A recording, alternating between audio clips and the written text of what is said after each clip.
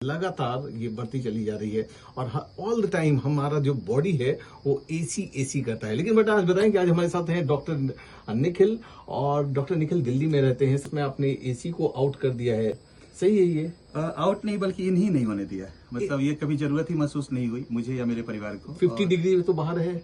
हाँ ठीक है ना, हमेशा से गर्मी रही है और गर्मी जब बढ़ती है तो हम हमारा शरीर उस हिसाब से अडेप्ट कर लेता है और ये सबसे अच्छी भूमिका रही है प्रकृति की कि हमें उस हिसाब से अडेप्ट करने की शक्ति देता है। जब हम इस शक्ति को नहीं पहचानेंगे निजी तौर पे तो हम क्लाइमेट क्राइसिस में कंट्रीब्यूट ही कर रहे हैं। मतलब कि आप मेडिटेशन करते हैं? नहीं, ऐसा कुछ नहीं, हम जिंदगी जीते हैं, हम जिंदगी मैनेज नहीं करते। जब मेडिटेशन नहीं करते ये मेडिटेशन नहीं है। हमको लगता है कि आजकल लोग बर्दाश्त करें इसको मेडिटेशन ही के रूप में मान लिया। नहीं, उन्होंने अपनी शक्ति को पहचानना छोड़ दिया है। ये बहुत ही छोटी चीज है। मैं जो कर रहा हूँ, मेरी अपनी ये सोच रही है और मैंने देखा भी है पूरी दुनिया में भी कि चाहे जितना भी बड़ा संसाधन का दोहन करने वाला इंसान हो, वो 1 या 2 ऐसे प्रैक्टिस जरूर करता है जिससे क्लाइमेट क्राइसिस नहीं हो, प्रकृति सुरक्षित रहे। उसको भी अपनी और अपने परिवार और आने वाली पीढ़ी की चिंता है।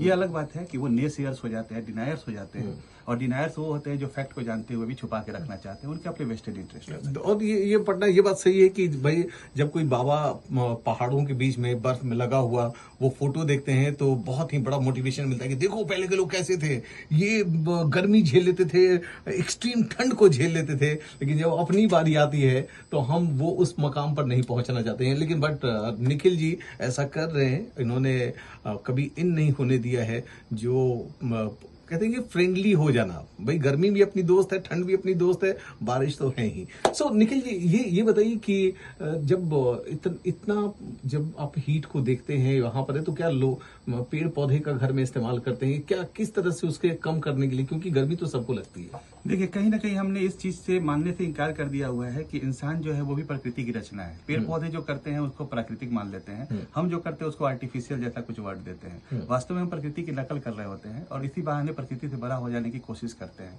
ये सब कुछ या तो अहंकार है या पखंड है। पखंड भी इस तरह का है कि हम जब सेव आवरसेल्व्स बोलना चाहिए तो हम सेव अर्थ बोलते हैं। तो उसी हिसाब से हमने अपनी जो कैंपेन शुरू की थी, विश्व निशाने पर है, वास्तव में हम निशाने पर हैं।